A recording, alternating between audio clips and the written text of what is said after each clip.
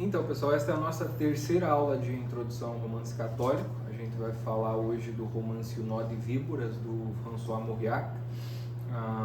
E o plano de aula, de novo, está na descrição do vídeo, tá? Aqui, agradeço ao público que está aqui presente, cada vez mais gente. Se eu fizer alguma gracinha, eu peço que vocês riam, para ficar que nem o Chaves, com aquela risadinha no fundo e tal, que é muito legal, adoro aquilo. Enfim, então vamos seguir o plano. A introdução, aquelas mesmas coisas que eu sempre falo, que o plano fica na descrição, que de novo, spoilers, vou ter muitos spoilers, vou falar muitos spoilers.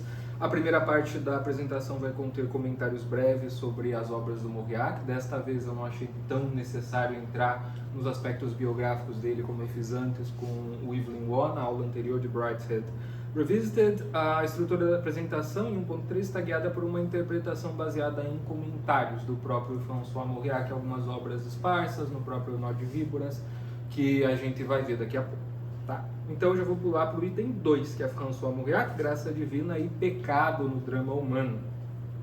Mauriac, nascido em 1885, falecido em 1970, recebeu o Prêmio Nobel de Literatura em 1952. Então é um autor bastante conhecido, há várias edições mais antigas das obras dele, tem algumas edições mais recentes também, O Deserto do Amor, Thérèse de Quirou, que dá para encontrar fácil na internet. O Filho do Homem foi reeditado também pela Nova Fronteira, então não é um autor cujos livros sejam difíceis de encontrar. Infelizmente, o Nó de Víboras é um pouco difícil para comprar, mas tem em PDF, tá? Tem uma boa tradução em PDF para o português.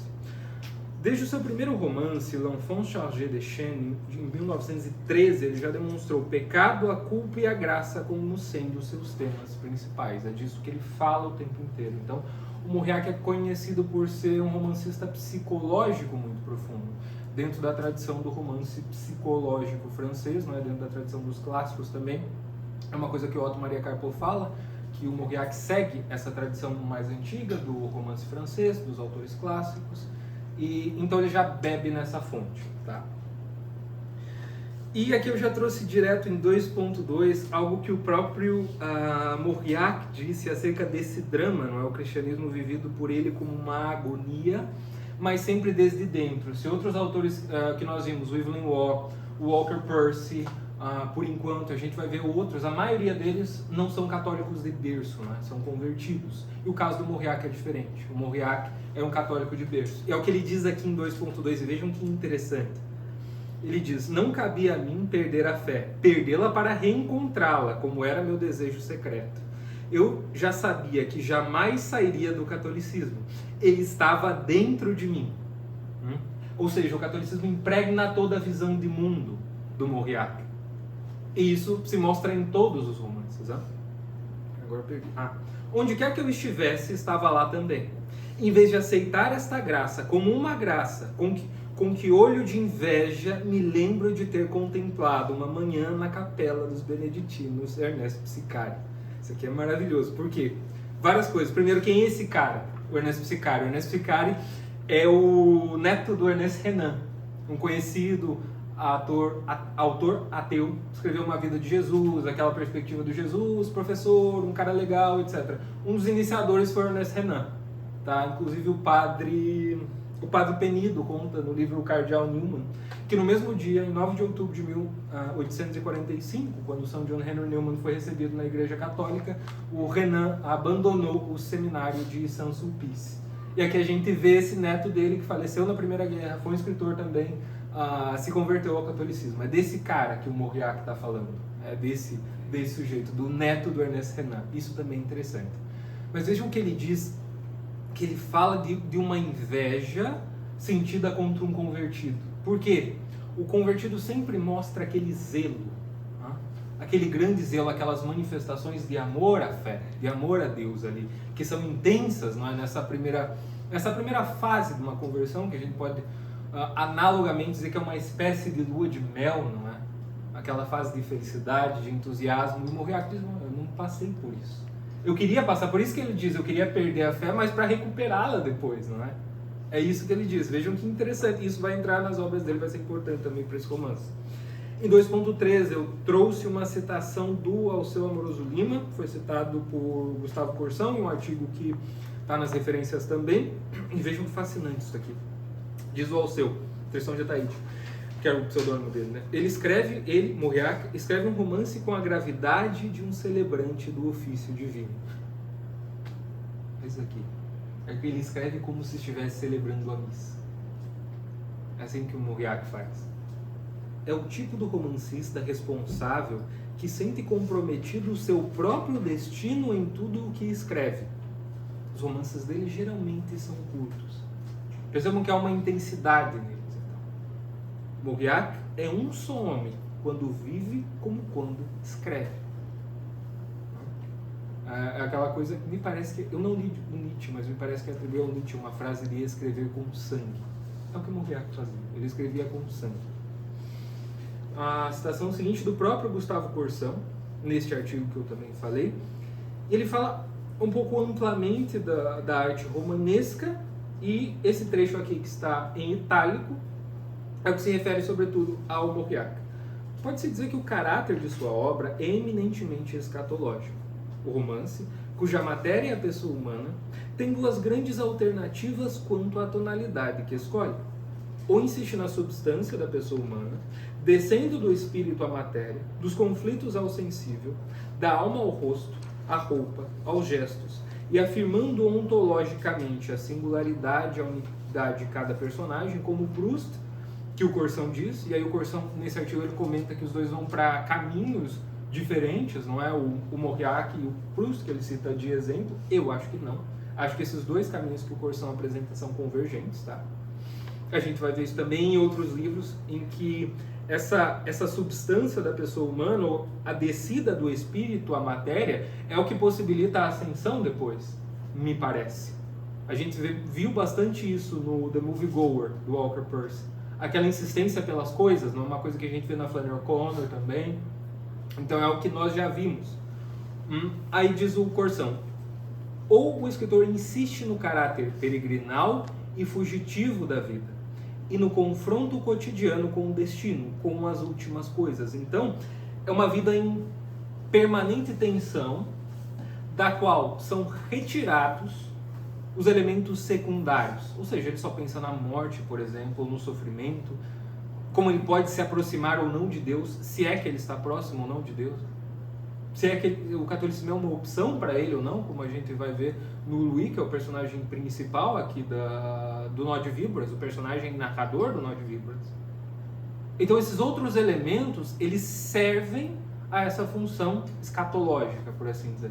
Tanto que é um cara que está morrendo. O personagem principal, ele está morrendo. Em 2.5, Otto Maria Carpo: em Mauriac o pecado é algo mais. Caminho da morte e da vida. Veja como isso aqui converge com o Corsão. Apesar de... Eu vou abrir um parênteses antes de eu continuar.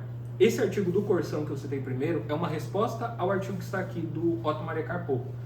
Eu lembrava que o Carpo tinha escrito um artigo sobre Mauriac, eu tinha lido, o Carpo critica bastante o Mauriac, e aí o Corsão vai lá e responde. É um debate bem interessante da gente ver. Volto para a citação, em 2.5. Mauriac toma a sério a vida e a missa ao mesmo tempo. O pecado é para ele uma realidade. E de fato é. E ele mostra. E de novo, como é que o autor consegue fazer isso? É por isso também que eu disse que os caminhos que o Corsão aponta são convergentes. Porque como a gente viu ainda na primeira aula, é justamente por meio dessa matéria, o romance começa pelos sentidos. Portanto, não tem como ele se desprender da matéria. Não dá para ele disfarçar ou fingir que ela não existe. Ele precisa dela. Toda a arte precisa dessa matéria, tá? Agora a gente vê o que o próprio Mauriac diz em 2.6. Sou um metafísico que trabalha sobre o concreto. Trato de fazer perceptível, tangível e passível de cheiro o universo católico do mal. É isso que ele faz. Isso aqui é um depoimento da obra toda dele. Os teólogos nos dão uma ideia abstrata do pecador. E abstrata aqui não é uma crítica, é uma necessidade mesmo de abstração. Eu o doto ao pecador de carne e osso. Cada romancista deve inventar a sua própria técnica e essa é a verdade. Todo romance digno de chamar-se tal é como outro planeta, grande ou pequeno, que tem as suas próprias leis, assim como as suas próprias flora e fauna. Vejam esse depoimento dele. O que ele quer é encarnar o mal. Mas ele precisa encarnar também a graça. Né? Encarnar o mal é um jeito, talvez até de chamar a atenção do leitor. O que eu vou fazer aqui? Eu vou mostrar esse mal encarnado em pessoas. Só que aqui vem o mais interessante. Não só, a gente poderia começar a pensar, puxa vida, mas são grandes vilões, pessoas que cometeram crimes terríveis nesses romances, personagens trágicos e emblemáticos. Não. Os vilões do Mauriac são gente medíocre. São gente medíocre como nós. Isso que é absolutamente fascinante, né? Percebam como esse mal que o Mauriac fala, e que aqui parece uma coisa gigantesca, é mostrado em burocratas, em gente do campo. No caso do Louis é um burocrata, um advogado, bem sucedido, bastante rico, inclusive, esse personagem. Uma família normal, de gente normal, como nós. E é aí que ele mostra esse mal. A gente viu também, um pouco no Evelyn Waugh, mas sobretudo no Walker Percy, a elevação do cotidiano, não é? A elevação a recriação, a perspectiva da recriação, ou seja,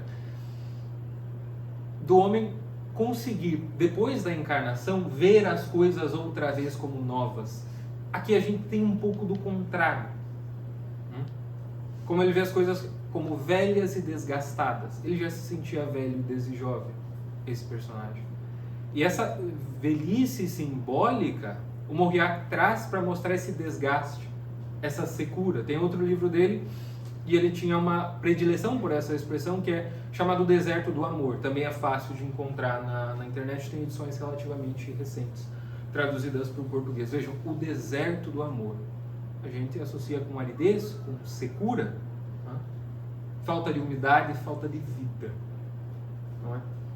Agora a gente passa para o enredo, no ponto 3, e eu trouxe 2 prefácios aqui que especificam isso que acabei de falar acerca da mediocridade dos personagens. Primeiro é o prefácio ao próprio Nó de Víboras, e depois é o prefácio à novela Thérèse de Quirou, que também é muito interessante.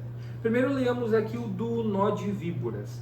Diz o Mauriac o seguinte: quereria que, a despeito da sua vileza, tivesseis piedade deste inimigo dos seus, deste coração devorado pelo ódio e pela avareza, que, ao menos nessa hora, lhe desseis um pouco do vosso coração.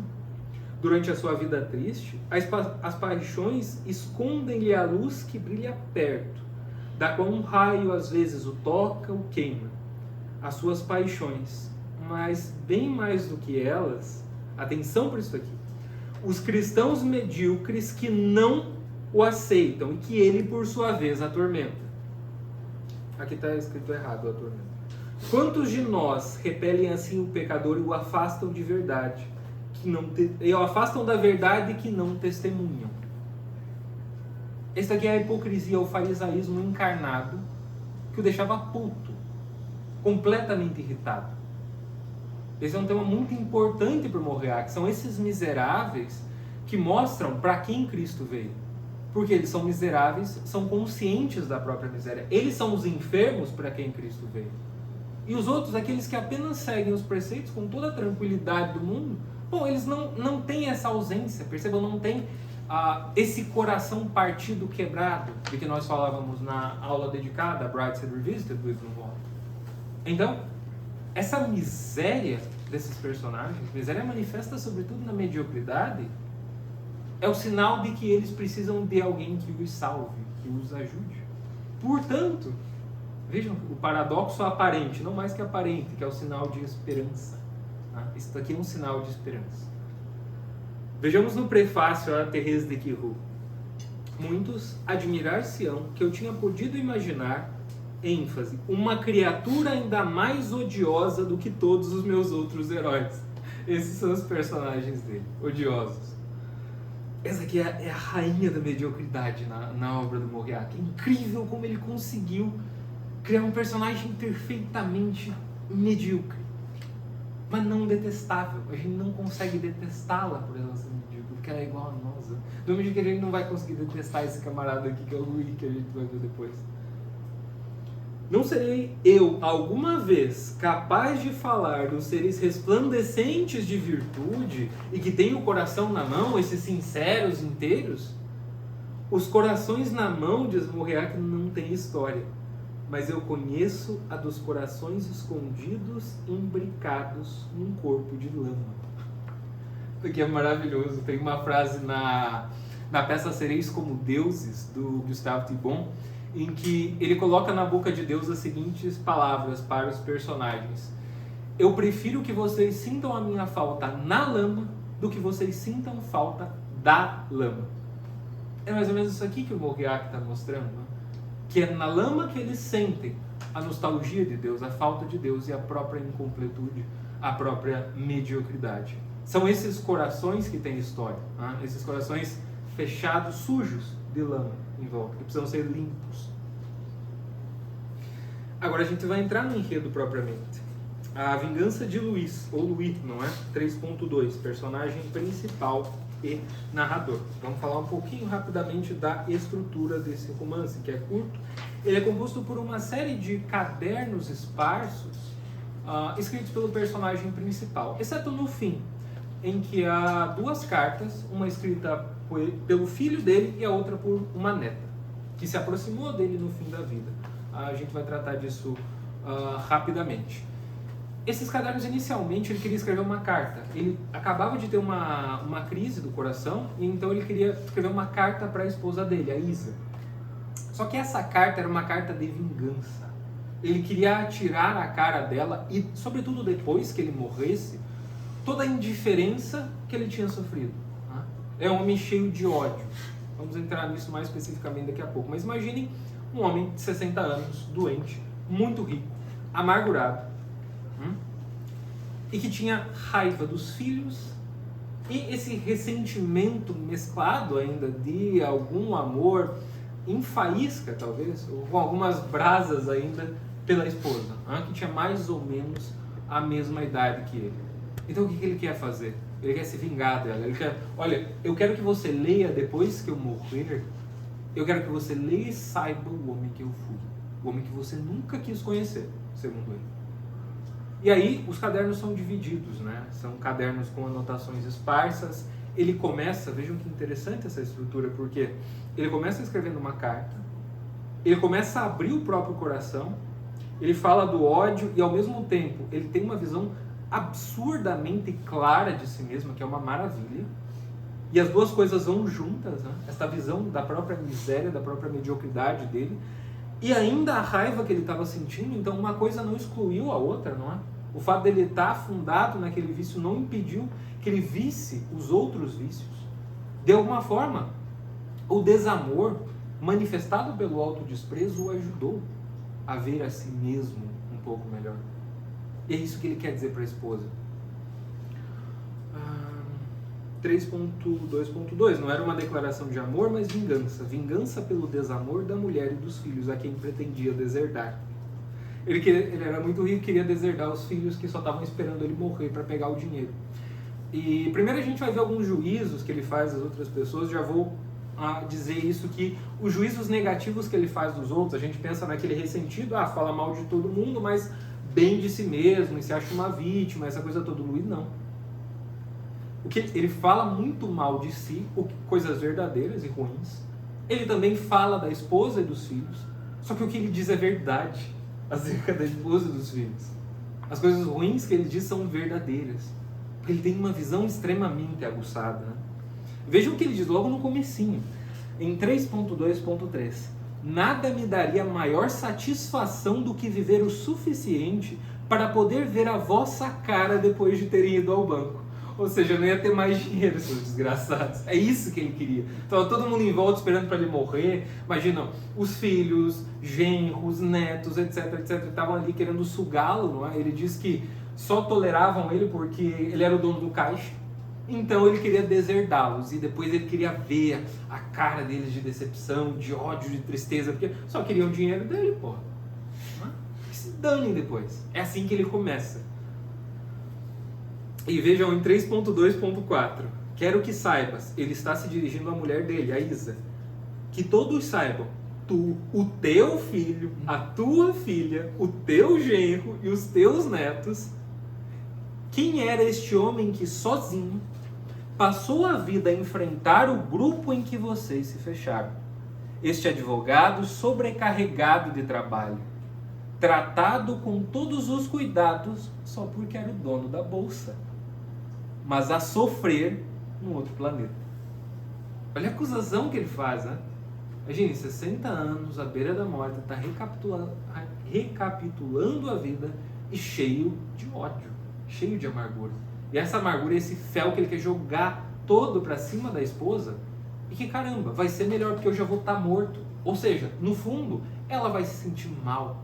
Eu conheço, ela vai se sentir mal e não vai ter como pedir desculpa, porque eu já vou estar morto, afinal de contas, não é? É isso que ele queria.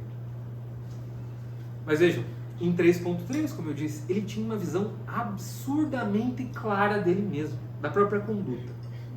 Ele diz: essa capacidade de se iludirem a si próprios, que ajuda a viver a maior parte dos homens, nunca eu a possuí. Tive sempre plena consciência de tudo quanto de abjeto senti e pratiquei. Ele sabia que ele era um miserável. E ele não procurava disfarçar. Quando ele caiu na luxúria, por exemplo, não foi amor. Não foi amor, não. Não foi, achei lá umas moças baratas, prostituta barata, fui lá, paguei, foda-se.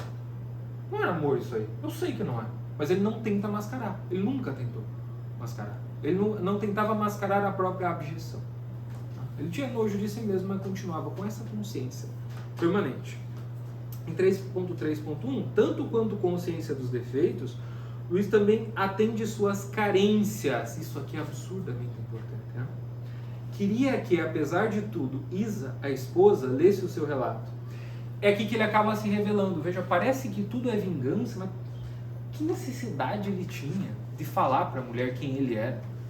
Bom, se ela foi indiferente, se ele a via como indiferente, ou se ele pensava que ele era indiferente para isso, por que ele queria falar alguma coisa de si para ela? Né? Por que ele queria se deixar conhecer por ela? Isso é uma manifestação de amor. Tem um verso do Antônio Machado que diz: dicen que un hombre no es hombre mientras no escuches o nombre de los labios de uma mulher, que mostra a complementaridade entre homem e mulher. Eles estão projetados um para o outro na existência. Independente das vocações concretas, etc., eles sempre vão estar projetados, porque são seres complementares. Né? Então ele queria se revelar para aquela mulher, de algum modo. Veja como ele é tão sincero que aos poucos ele se trai, ou ele revela algo bom sem perceber. Porque ele continua a escrever, ele não para de escrever, ele continua o tempo todo. Aquilo que era apenas uma carta, como ele diz no início, se transforma numa série de cadernos.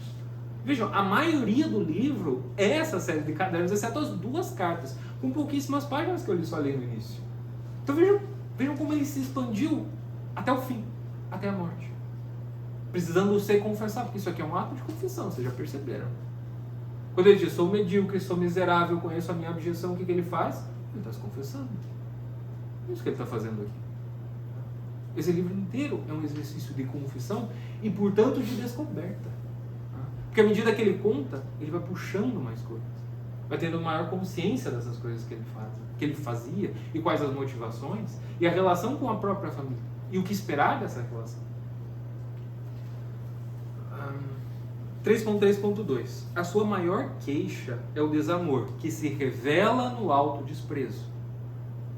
A minha juventude não passou de um suicídio lento. Receando desagradar involuntariamente, passei a ser desagradável de propósito. Ele descreve com bastante precisão o modo como ele ria. Ele assustava as pessoas quando ele ria. Porque era uma coisa que parecia dura, irônica, e as pessoas ficavam assim. A cara dele se transformava. Então, como ele se achava desagradável para as outras pessoas, ele começou a ser de propósito, mas aquilo machucava. Não é que ele fosse indiferente, não, aquilo incomodava. Ele não queria ser desagradável para as pessoas, só que ele não conseguia controlar. Então, o que eu vou fazer? Vou ser desagradável de propósito. Eu quero que me odeiem, que é assim que eu sou mesmo, foda-se. É isso que ele fez. Só que isso sempre doeu nele. Então ele precisou conquistar outras coisas. Como uma espécie de compensação. Ele realmente era bom naquilo que ele fazia, não é? E ele conta, é interessante isso, que Em um dos casos dele, também é um caso de uma tentativa passional de homicídio. Ele diz que advogava para o civil, advogava para o penal. Ele tinha toda essa capacidade mesmo, ele realmente era bom. E aí ele fala que um tal Dr. Freud tinha lido os argumentos dele e tinham servido para a tese desse Dr. Freud, não é? Que realmente teve uma grande repercussão. É interessante porque, vejam, é um homem bem sucedido mesmo, ele era bom naquilo que ele fazia. E foi enriquecendo. O pai dele tinha deixado um capital bem administrado pela mãe dele, então ele conseguiu, ele já recebeu coisas boas, mas ele conseguiu fazer aquilo frutificar. Ele realmente era bom naquilo que fazia. Foi então que, deixa eu ver, 3.3.3, ainda na juventude. Se o desamor o acompanhou desde jovem, e aqui é que vem a primeira decepção, e uma parte desse, vejam como esse desamor se manifesta como egoísmo também, é uma carência afetiva egoísta. Se o desamor o acompanhou desde jovem, a paixão por Isa pareceu mudar as coisas. E aí diz o narrador, o amor que eu sentia confundia-se com o que eu inspirava ou supunha inspirar. Então, ele experimentava algo de bom em saber-se amado. Porque, veja, ele está sempre se sentindo desprezado por todo mundo, começando por ele mesmo. Aí, de repente, vem uma moça bonita, legal, começa a gostar dele e fala, opa, caramba, a vida pode ser outra coisa. A vida é diferente. Os meus sentimentos nada tinham de real. O que contava era a minha fé no amor que sentias por mim. E aí ele começou a olhar e pensar, bom, parece que há outra coisa, né? Parece que a vida tem alguma beleza. E pode ser que, para além disso, haja alguma coisa maior. Não é? Talvez um criador, qualquer coisa assim que realmente. Ele tinha certa hostilidade à fé. Mas é uma hostilidade, como ele diz, de classe. É porque ele entrou na faculdade, aí ele não gostava dos aristocratas, não gostava dos burgueses, tinha raiva deles, da postura deles, porque ele era filho de um camponês que ficou rico trabalhando, mas um camponês. Então ele era considerado mesmo um camponês, não é? Então ele tinha raiva desses caras. Aí ele se juntava com os anticatólicos, que tinham menos dinheiro que ele, e que tinham raiva também, só que eles acabavam se juntando, e ele falou, eu tinha raiva deles, porque o que eles mostravam era o que eu sentia. Eram as minhas reais motivações. Então, é como se esses outros colegas de faculdade o desmascarassem para ele mesmo. Não é? E assim ele foi. A princípio era isso. Era uma espécie de ódio de classe que ele tinha pela igreja. Em 3.4, casamento falhado. Luiz quer se vingar da esposa e a acusa tanto de indiferença quanto de o ter afastado ainda mais da fé. Quando eles se casaram, logo na primeira noite, ela contou para ele, na primeira noite da lua de mel, ela contou para ele que ela tinha se interessado por um rapaz, que era um rapaz que não tinha dinheiro, que eles estavam conversando e tal. E aí tem uma cena que é muito triste, porque o Luiz fica petrificado de ódio e tristeza. Porque ele imagina, ela só casou comigo porque eu tenho dinheiro. E de fato, ela era de uma família aristocrática, ele tinha muito mais dinheiro, mesmo tendo origem camponesa. Mas sendo, digamos, classe média financeiramente, tinha muito mais dinheiro que ela. Inclusive, a família dela alugava um determinado lugar da mãe dele, que aliás tinha que cobrá-los bastante, ele acabou intervindo para que ela não os cobrasse. Então, realmente, para a família da Isa, era algo vantajoso. E aí, quando ela contou isso, ele falou, peraí, então essa bosta era tudo ilusão, porra. Como é que essa mulher ia gostar de mim? Isso é tudo canalhada. Aquilo se quebrou. Por que ela contou isso pra ele? Ela estava sentindo que ele estava aberto, não é? Ele também contou das aventuras que ele teve com outras moças pra ela, tipo, eu namorei não sei quem e tal, mas não significou nada, eu cresci em tal casa, assim, aquela coisa de contar da vida um pro outro, sabe? Não foi, do modo como eu descrevi, pareceu fora de contexto, né, assim, do nada, mas não, foi no contexto de uma conversa que eles tiveram realmente, não é? Foi no contexto de uma boa conversa. Ele contou e ele ficou destruído. E aí ela percebeu, falou, o que está acontecendo com você? Ele falou, nada, não está acontecendo nada. E aí ele é um pouco dramático, mas é verdade porque é o que ele estava sentindo, não é? Ele diz, ela não percebeu a lágrima que estava escorrendo no meu rosto. Ele diz, naquele momento ela me destruiu. Destruiu essa ilusão que ele tinha, essa fé que ele tinha no amor dela. Percebam como... E aí esse ressentimento encontra. E vejam que interessante, não é? Porque aí... Eu tive que pular essa parte por causa da extensão. Não dá para recontar tudo. Mas vejam como... O que acontece é que ele recapitula toda a história. Primeiro ele recapitula a infância dele, recapitula as experiências com a mãe, experiência do colégio, etc, etc. Essa experiência que eu falei dos colegas de faculdade, isso é anterior ao noivado e ao casamento com a Isa, não? São anteriores.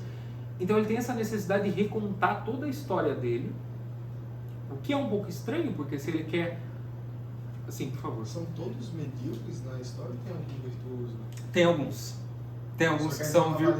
Exatamente. E eles são... A gente não sabe necessariamente se eles são virtuosos, porque o Moriarty não é esse lado que ele quer mostrar, mas eles são misericordiosos. E são eles que abrem o coração do Luiz. Por quê? Porque eles o amam, apesar de todo mundo sentir nojo dele, começando por ele mesmo. Então ele estranha esse amor que esses personagens têm por ele. E são esses os canais da graça para ele nesse romance. Mas a Isa realmente não gostava dele, ela casou por interesse. Aí é que tá o problema. Ela Aí... casou. Não.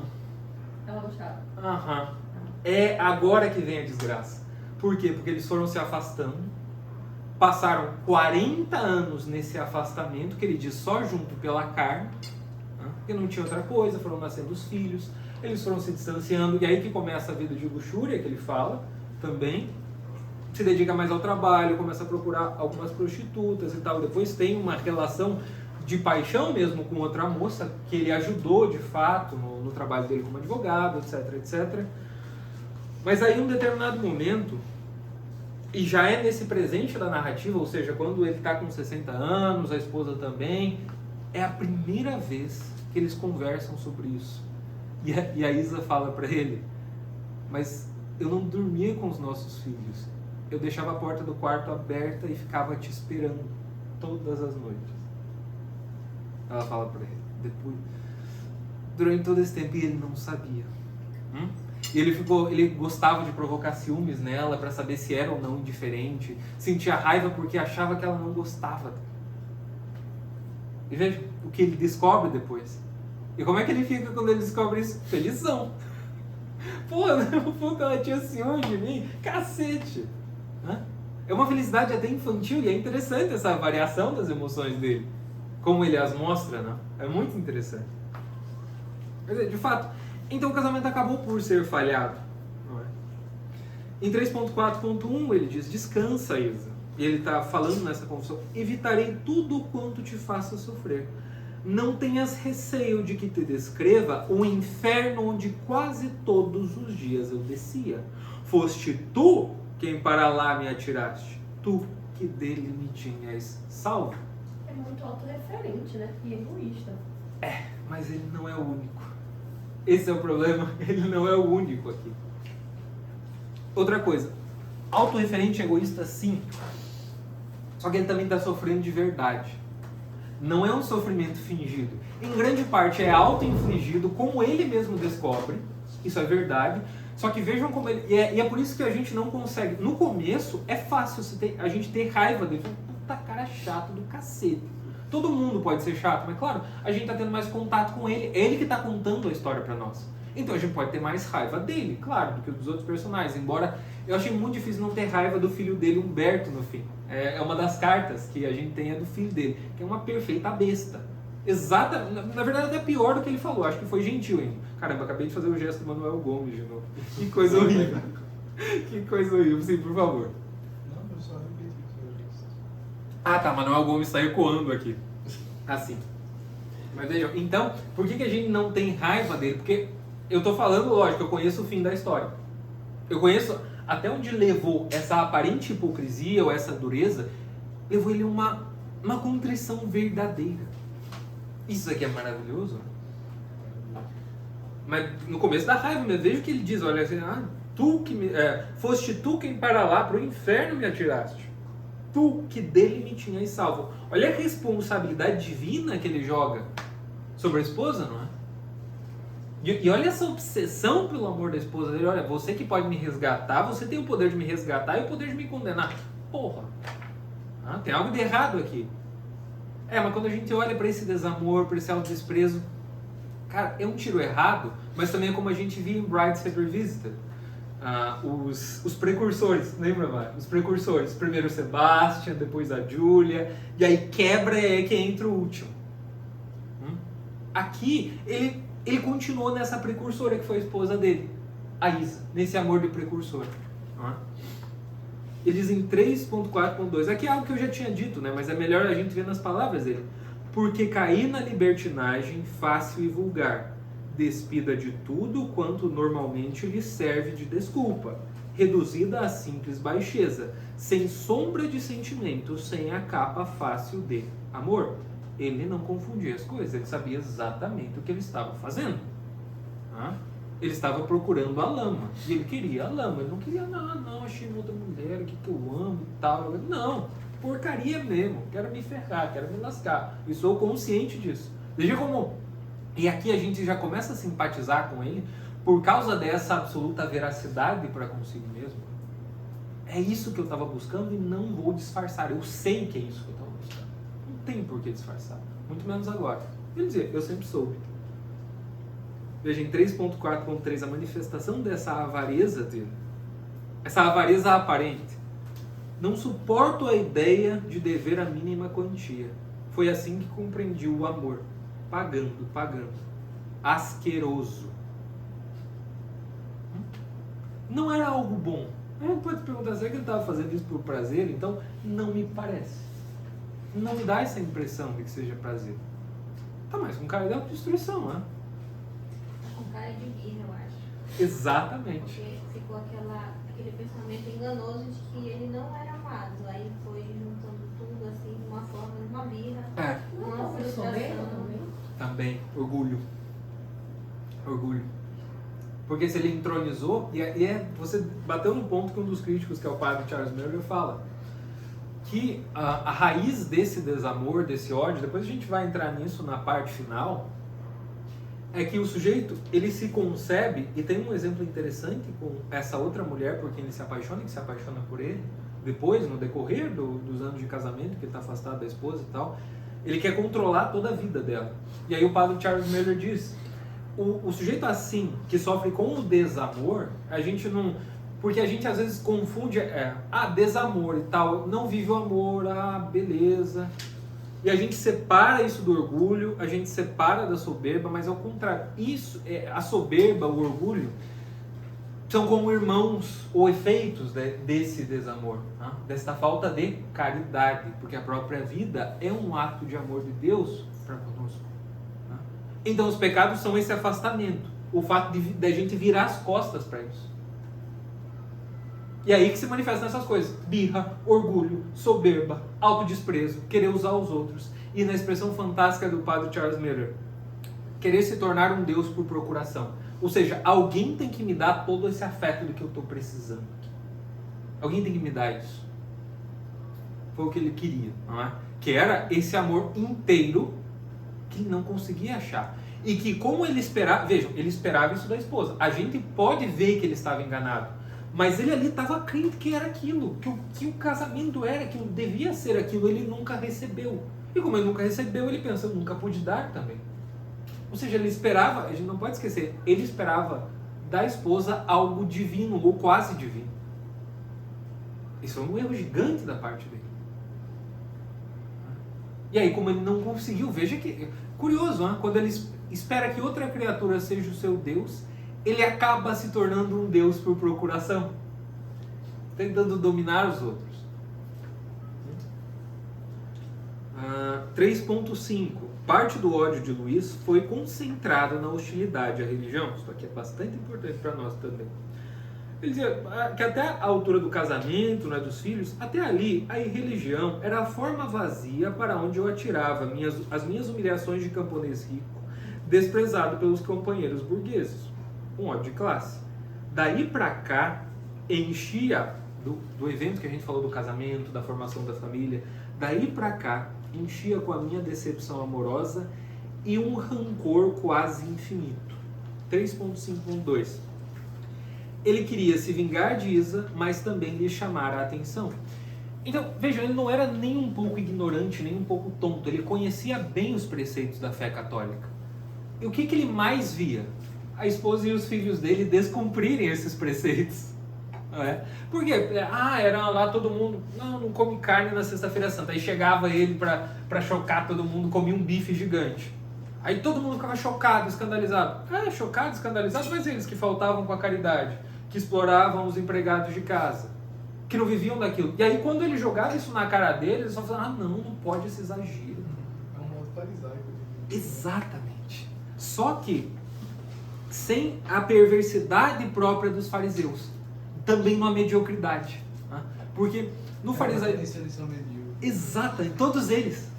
E aí ele tem benevolência pela esposa. Ele fala, é verdade, você com o tempo mudou. Hoje você ajuda um monte de gente, etc, etc. Ele vê a esposa fazendo bem para as outras pessoas. Mas ao longo da vida ele adorava se aproveitar dessas pequenas quedas deles para jogar na cara que eles não estavam agindo conforme os preceitos do cristianismo, que eles ouviam sempre na liturgia. E caramba, ele não estava errado. Ele não estava errado. E isso irritava ele. Como é que eles agiam assim? Como é que é essa dissonância? 3.5.3 A sinceridade brutal de Luís para consigo mesmo também é precisa quando ele pensa nos outros. Detestava a hipocrisia religiosa.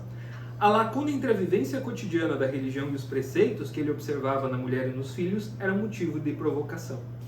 E aqui em 3.6 entram aqueles personagens que eu comentava, né, Bruno, a partir da tua pergunta, que são os personagens que o amaram e que abrem o coração dele para a conversão futura, para a confissão completa futura. Esse que sofreu tanto de desamor, não é?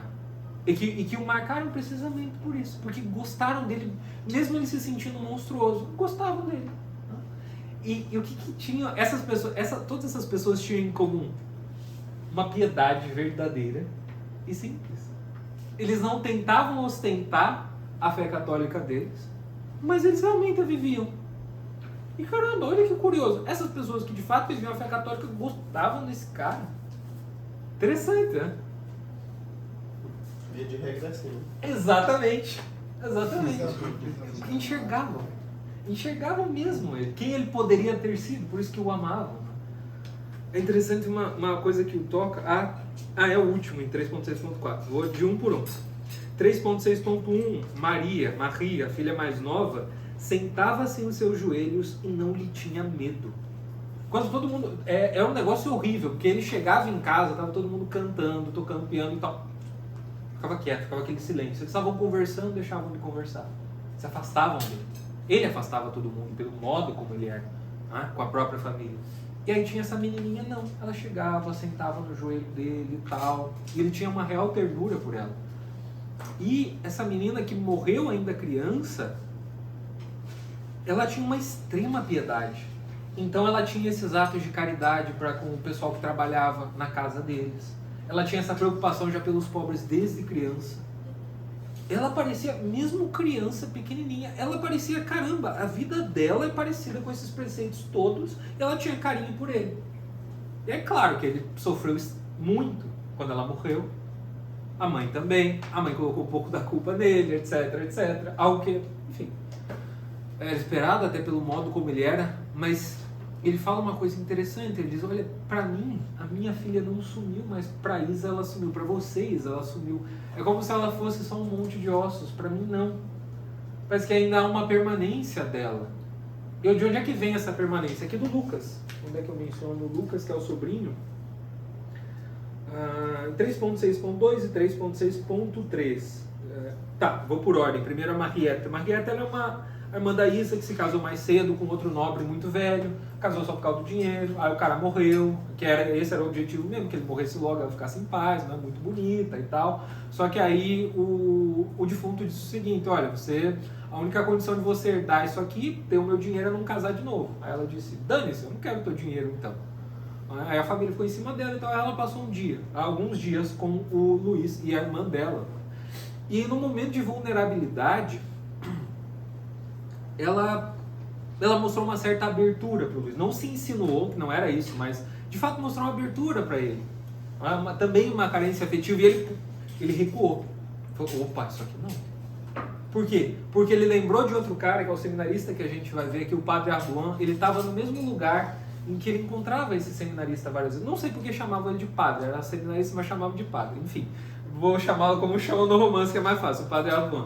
E um dia ele tinha, o padre Ardoin, já vou explicar porquê, tinha dito, o senhor é um homem bom. Era a primeira vez que ele tinha ouvido isso na vida. Foi um choque para ele.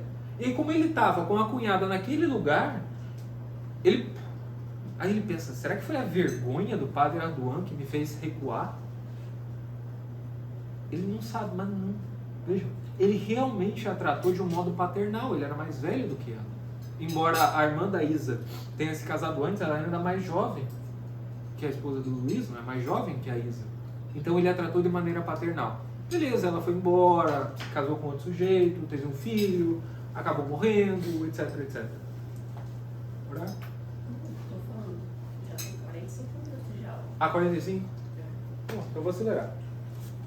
Ele que me pediu pra avisar. Sim, é que eu me perco no tempo, exatamente. Essa é a cena de Chaves. Não vai cortar isso, que eu gosto que fique bruto o negócio. Melhor o editor, né? Como vai? Exatamente, não, eu quero inteiro. Tá. Pode continuar, pode Oh, continuar. eu tô lembrando. Precisa acabar o plano também. Não. Por isso que eu odeio o plano, gente. Por isso que eu não faço isso. Não, cara, mas o único jeito de eu conseguir voltar quando eu faço as digressões é por causa do plano de aula, senão eu Verdade, perco tá certo, tá completamente. Aí a Mariette, ela foi embora, achou outro sujeito, se casou e tal, e teve um filho chamado Lucas. E o Lucas também era um menino extremamente piedoso e gostava muito do Luiz. Quer dizer, quando eles queriam fazer alguma coisa, ou quando a família, os próprios filhos queriam pedir alguma coisa pra ele, falavam pro Lucas, ó, vai lá, pede pro teu tio lá. Ele ia de boa, não adiantava o Luiz fazer cara feia pra ele, continuava gostando. Com uma inteira naturalidade que chocava e enternecia o personagem ao mesmo tempo.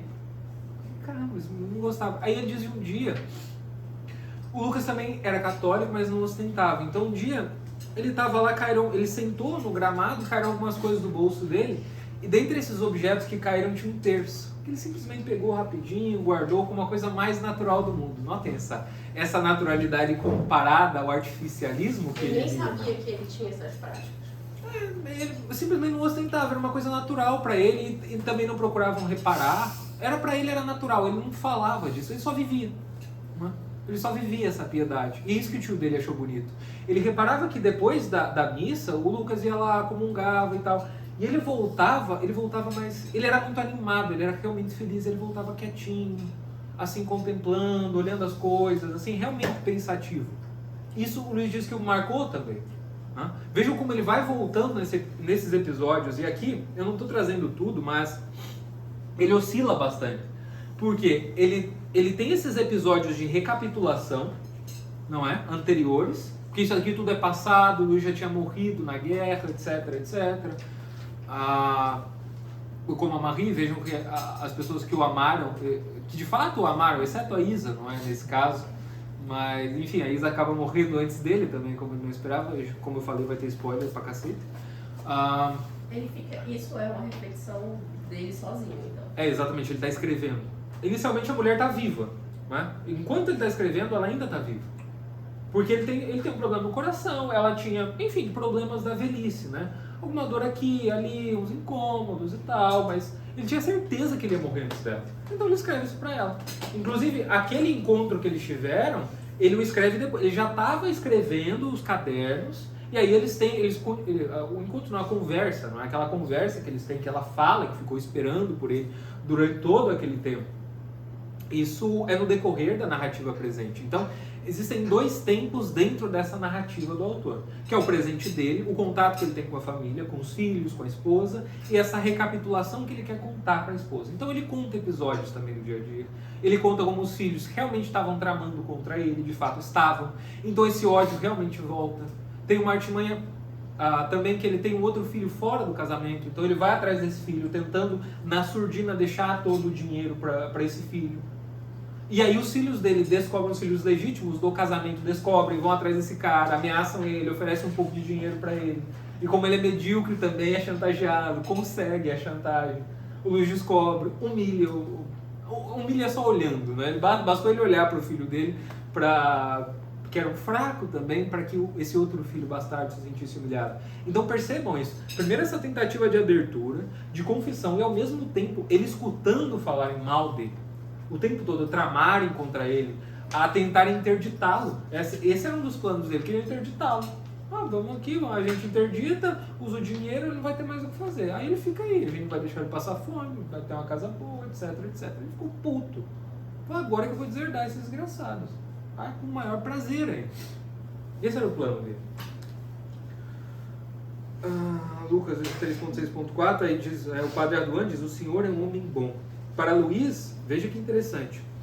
Esse seminarista Ardoin era um homem que realmente viu o Espírito de Cristo. Ele fala assim, olha, na nossa casa eu mentia quando eu falava que ninguém vivia. Tinha um cara que vivia o verdadeiro Espírito de Cristo na nossa casa e ninguém percebia, que era esse seminarista aí, o Ardoin. Ele viveu o verdadeiro Espírito de Cristo e eu percebi. Veja como ficou marcado isso, porque ele volta nesses episódios, né?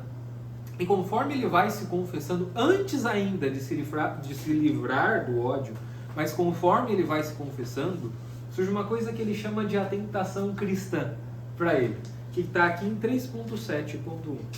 Vejam como a tentação cristã é a tentação de ser cristão, de abraçar de fato o cristianismo. E vejam como ela aparece quando ele mais se confessa. Quanto mais ele mostra a consciência que tem da própria miséria e dos próprios pecados. Né? Ele diz o seguinte, em 3.7.1, de novo. É justamente quando procuro entrar dentro de mim próprio, isso aqui não é coisa minha da tradução, tá? Entrar dentro de mim próprio, com honestidade e sem repugnância, como venho fazendo desde há 2 meses para cá, e nos momentos de maior lucidez, que a tentação cristã me atormenta. Ou seja, ao invés de ele se condenar mais por ter consciência da própria miséria, ele se sente mais tentado ao cristianismo quanto mais medíocre ele se vê. Ou seja, esse exercício confessional é um ato de esperança. Uma tentativa, pelo menos, de ter esperança. E ele segue. Já não nego que existe em mim um caminho por onde eu chegaria ao teu Deus. E aí ele diz, vejam, o autodesprezo aqui, se eu conseguisse agradar a mim mesmo, combateria melhor essa exigência. Se eu me desprezasse sem pensamentos reservados, puro e simples desprezo pela própria conduta, não é? A causa estaria ganha para sempre. Mas a dureza do homem que eu sou, a privação horrível do seu coração, o dom de inspirar o ódio, de criar à sua volta o deserto, tudo isso prevalece sobre a esperança. Ele pensa que, olha, se eu tivesse algum outro sinal de amor, apesar da porcaria que eu sou, eu ainda podia ter esperança. Mas vejam, ele está pensando essas coisas e aí no caderno seguinte ele escuta os filhos quererem interditá-lo. Ele escuta os filhos dizerem que ele é um canalha e o ódio volta. E aí ele tem ódio deles e fomenta mais ódio em torno dele. Para ele. Esse movimento de vai e vem o tempo todo nessa narrativa. Vejam como ele diz, como lembra o nosso próprio modo de se confessar. Como a gente se confessa. É retrospectivo, mas as tentações continuam. Elas são permanentes. Tentação de sentimento? Também, todas as tentações. Mas elas estão ali ainda, elas não são nesta vida, ou pelo menos como a gente não sabe quando vai morrer, elas não são vencidas de uma vez por todas. Então elas podem voltar daqui a pouco, depois da confissão, ou junto com ela. Isso que o Morriat consegue mostrar muito bem, né? Até durante, né? Exatamente. Até durante a confissão, perfeito. É bem isso. Vejam, aqui vem a expressão do título, em 3.7.2. Conheço o meu coração, este pobre coração, um nó de víboras. Sufocado por elas, saturado do seu veneno, continua a bater debaixo de tanta agitação. Lembra daquele prefácio de Thérèse de Quirou que a gente leu no início, não é? Que o corações envoltos em lama, que o Morriat falou. E aqui é um coração que ele não é o nó de víboras, mas ele está fechado pelo nó de víboras. As víboras estão em volta do coração dele, isso é importante. Isso significa que esse nó, de algum modo, ele não se confunde com o coração, ele o cobre. São coisas diferentes, né? E agora vem, este nó de víboras, impossível de desatar, que seria necessário cortar com uma faca ou com uma espada. E aí quem diz, não vim trazer a paz, mas a espada? Exato. Veja como ele tinha percebido. Epa, olha como ele começa a abrir. Como é que eu posso ser amado? Não faz sentido, ele diz num determinado momento, que essa miséria toda, essa porcaria toda, seja amável. Teria que ser um amor, mas um amor perfeito. E aí, cara, e aí depois ele começa a ver a família dele de um modo diferente, né? Quando a esposa morre, o ódio desaparece também. E ele começa a ver, olha, eu fiz caricaturas deles. Eu fiz caricaturas da minha esposa, dos meus filhos. Então, eles também eram medíocres como eu. Essas palavras são minhas, tá? Minha interpretação aqui, das palavras dele. Então seria necessário, ele usa essa expressão, que houvesse o coração dos corações para esse amor. Que teria que ser um amor que passasse por cima de toda essa mediocridade. Portanto, um amor que seria maior que o amor humano. Um amor que teria que ser maior do que aquele que ele esperava da própria esposa. Vejam como ele primeiro entra no inferno e aí que ele fez. Isso é fascinante, né?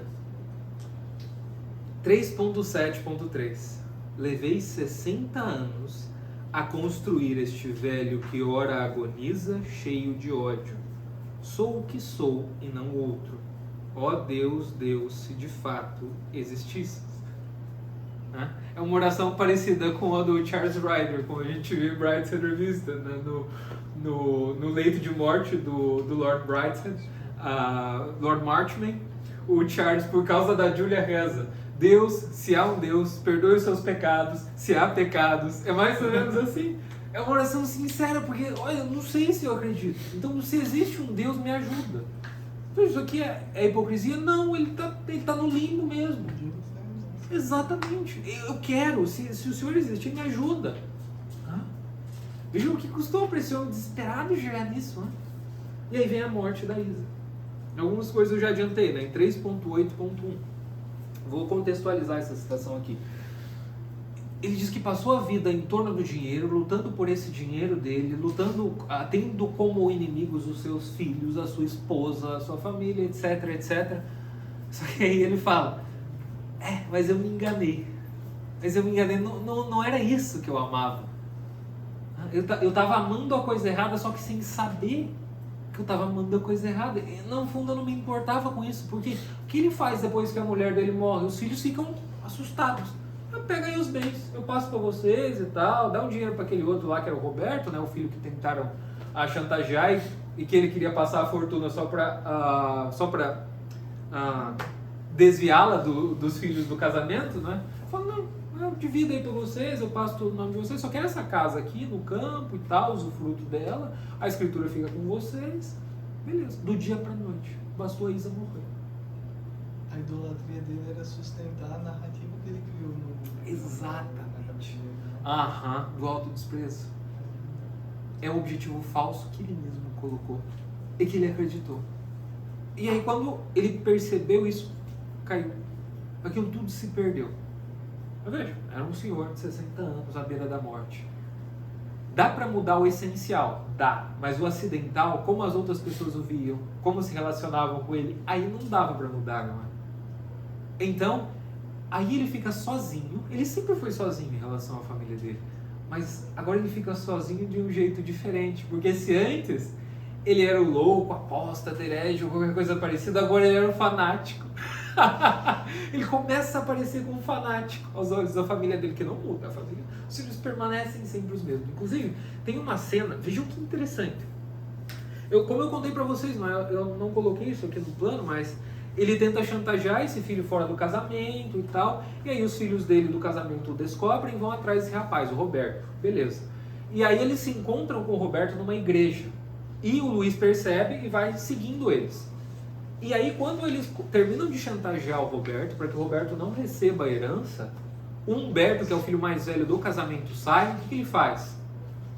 Quando está saindo da igreja, bota o dedinho na água benta, se benze, e vai embora. Aquilo deu muito ódio no Luiz. Ele estava esperando a chantagem. Ele falou, quando eu vi essa gente se encontrar, para mim não foi surpresa nenhuma. Normal eles fazerem isso. Agora, quando eu vi o meu filho ali se benzendo, tipo, cumpri o meu dever, agora eu vou fazer aqui o meu dever de piedade. Qual o dever? Trair o pai. Agora eu vou fazer meu dever de piedade e tal, vou embora.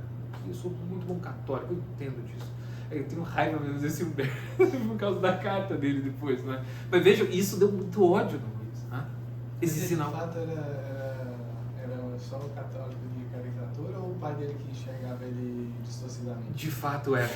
De fato, o pai dele admite que criou caricatura, mas ele diz o seguinte, eu criei caricatura, eu não podia compreender as debilidades deles. Ou seja, aquilo que ele viu era certo.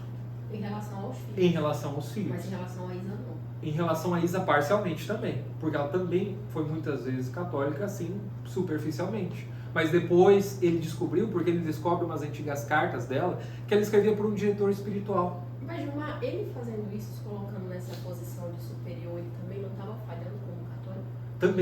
Também. Mas do mesmo jeito que falharam com ele. Percebe? Ele estava fazendo rigorosamente a mesma coisa que sempre fizeram com ele. Aqui ele ainda não é católico. Ele só ressaltava, primeiro foi uma provocação, que ele só ressaltava a hipocrisia ali. Ele não era católico, ele falava, pô, eu não sou católico, mas olha vocês aí, vocês não comem carne na sexta-feira santa, mas tratam os outros que nem cachorro, pô. Ó, Cristo falou tal coisa no evangelho aí de vocês, eu nem acredito nessa porra, mas Cristo falou aí, mano. Porque as pessoas católicas que ele convivia eram as pessoas que ele mais via debilidade. Exato, exceto aqueles poucos, que a coincidência ou não, que o amaram, que eram os verdadeiros piedosos. Né?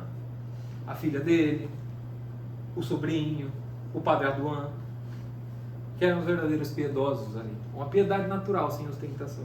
Queria falar das cartas do diretor.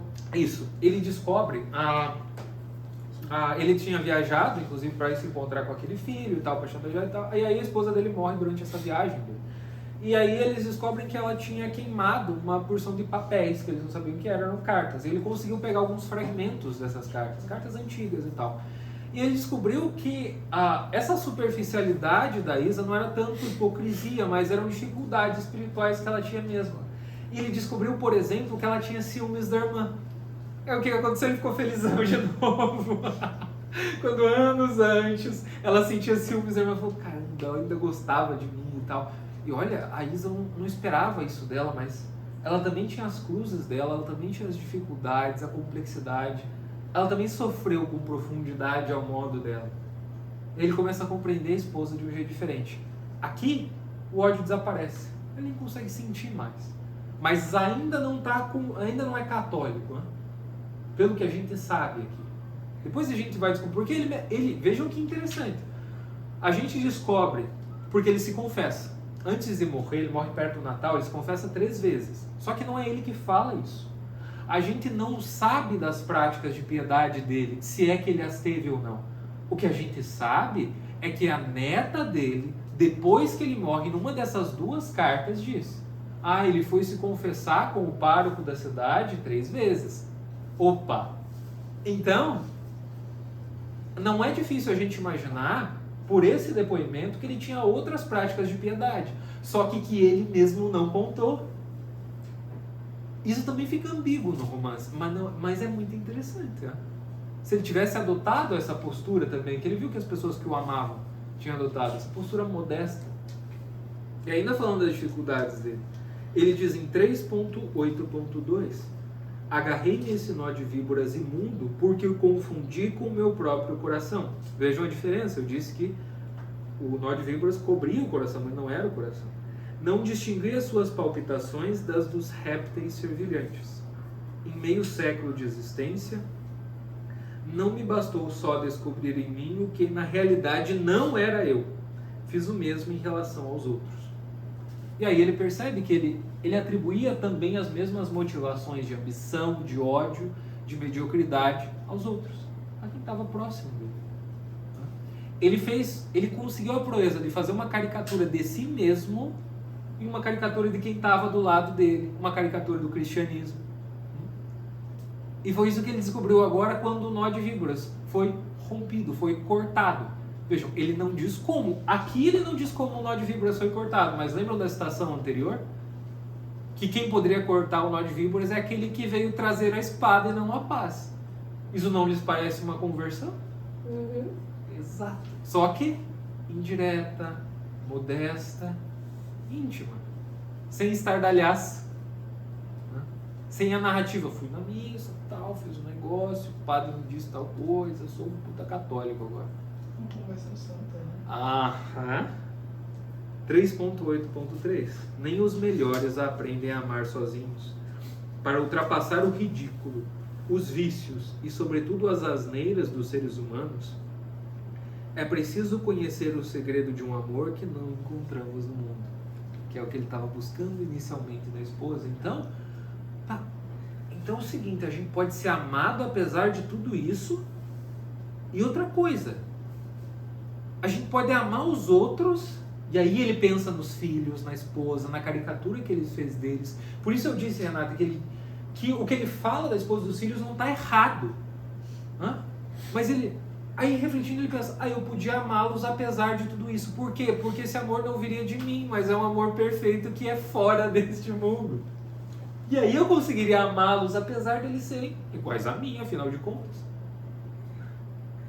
Percebe? Isso é absolutamente fascinante, né? E veja como ele vai, como que diz, aparentemente sozinho, ele vai descobrindo isso. A gente sabe que não é sozinho, né, pô? Mas aqui, por essa confissão, ele vai subindo. E aqui, agora propriamente, 3.8.4, a conversão. É aqui que a gente tem os últimos momentos dele, quando ele já se aproxima da fé, sem contar as práticas piedosas. E aí uma neta dele é abandonada pelo marido, o filho, que era um cara que, assim, é um cara que ele estava interessado em dinheiro, ele era um bom vivan, ele era um boêmio, todo mundo sabia disso, só que ficavam humilhando ele. Tipo assim, quando a gente tiver dinheiro você vai ficar, você vai fazer o que a gente quiser e tal. E ele perdeu a paciência e foi embora. Por uma mulher mais rica? Não, por uma mulher que não humilhava ele. E o único que percebeu isso foi o Luiz, falou assim, olha, vocês humilharam o cara, pô. Todo mundo achou que ele era mais medíocre ou pior do que a gente achava, porque se ele ficasse aqui, fosse maltratado e humilhado só por causa do dinheiro, ele ainda menos homem do que a gente achava. Então, se ele foi tão humilhado e foi embora, ele não era tão covarde assim. Vocês agiram mal com ele. Inclusive você, Janine, que é a neta dele. E ela falou, pô, avô, verdade. Verdade, eu não tinha percebido isso ainda.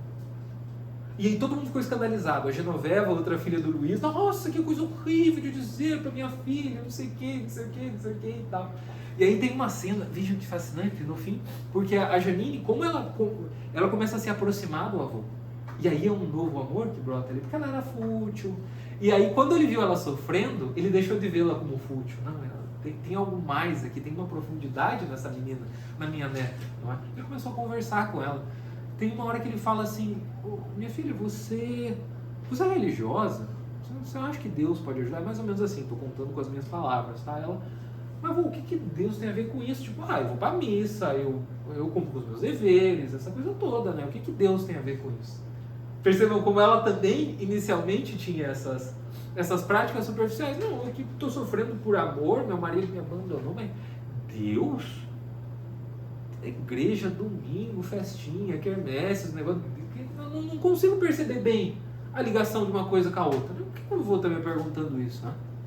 E eles começam a conversar, isso também não conta, mas como ele vai tentando elevá-la, né? Tentando fazê-la transfigurar essa dor que ela tinha.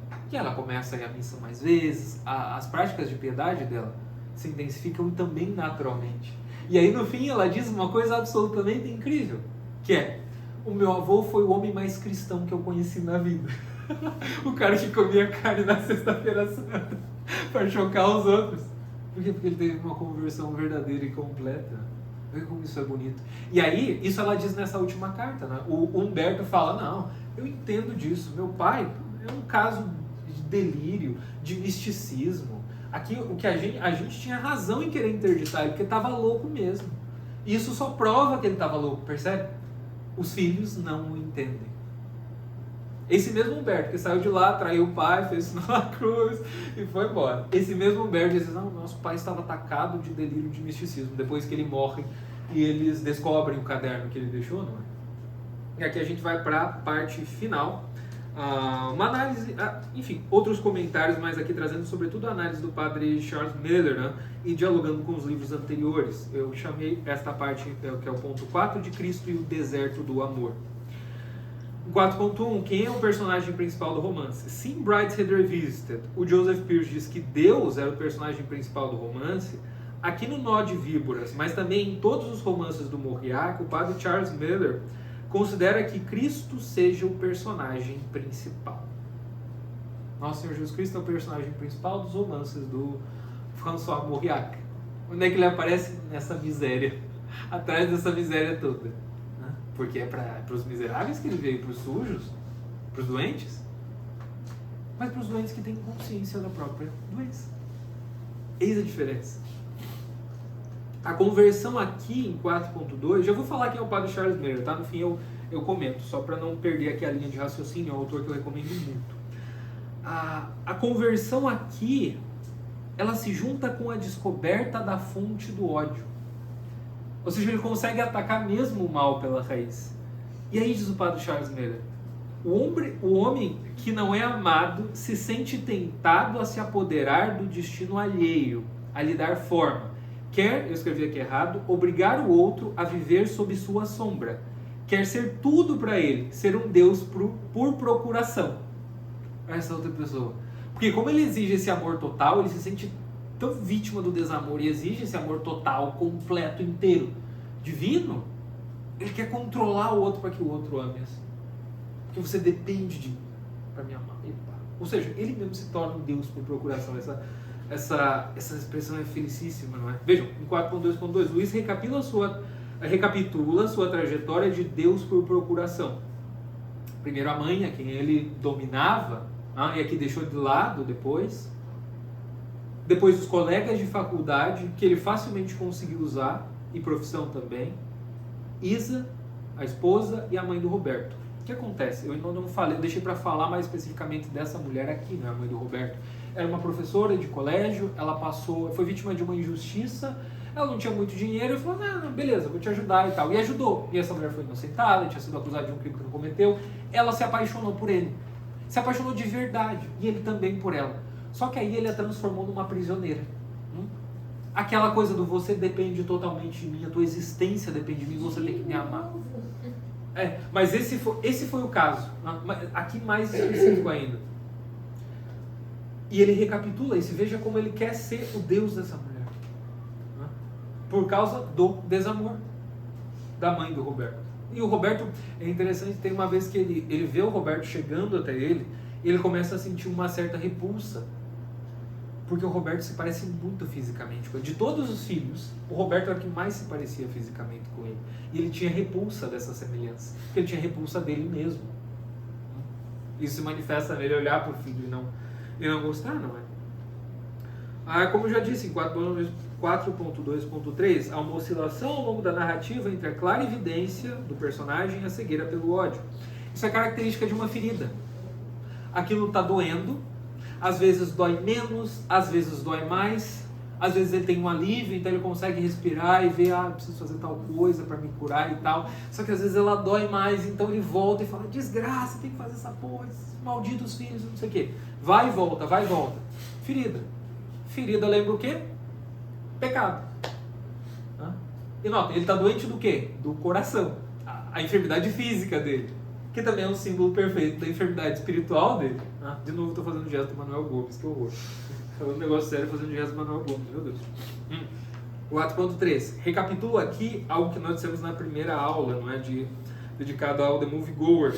O desespero como remédio. Veja o que diz o Luís, isso é bem antes da conversão dele. Ele fala para Isa, não foi talvez para vocês, os justos, que o vosso Deus veio, se é que veio, mas para nós, para gente como ele. Tu não me conheces, não chegaste a saber verdadeiramente quem eu era. Achar-me-ás menos horrível depois de lidas estas páginas? Descobrirás em mim a tecla secreta que Maria fazia vibrar quando se acocorava nos meus braços. E o pequeno Lucas, ao domingo depois da missa, quando se sentava no banco diante de casa a olhar a planície, o que estava por baixo do nó de víboras que eles conseguiam ver, né? que eles viram que por Luiz a Isa não conseguiu ver. Ele pensa, foi pra gente como eu que esse Deus veio, se é que ele veio. Isso aqui, lembrando, página 78, ainda antes da conversão propriamente. Diz o padre Miller: pois bem, através desses amores humanos, Marie, o padre Ardoin, o Lucas, esses personagens que o amaram verdadeiramente, era o amor mesmo de Cristo ao pecador o que tocava o desgraçado, Luiz. Cristo, que é o personagem central de todos os romances de Mauriac, a quem todos buscam sem saber, ou seja, todas as pessoas o buscam sem saber, mas aqui vejam o que ele diz, e eu enfatizei, e a quem reconhecem alguns, os que se sabem culpados e têm esperança. Saber-se culpado é o mesmo que ter esperança aqui. Na leitura que o padre Charles Miller faz em Mauriac, é a mesma coisa, se confessar, saber culpado e ter esperança. Então essa confissão da miséria, na verdade, é um sinal de esperança e não de morbidez. E aí termino com uma frase do diário do Mauriac: e ele, Cristo, nos ama à medida em que nos conhecemos, em que aceitamos a graça de nos conhecermos. Ou seja, esse autoconhecimento vem para e passo com o amor de Cristo por nós. Então, quanto mais a gente enxerga essa miséria e se confessa, mais Cristo está nos amando mais, né? É isso que o Mauriac diz no diário dele. Isso coincide perfeitamente com esse personagem que acabamos de ver, não? Enfim, termino por aqui. Se alguém tiver pergunta, comentário, fiquem à vontade. A conversão dele se inicia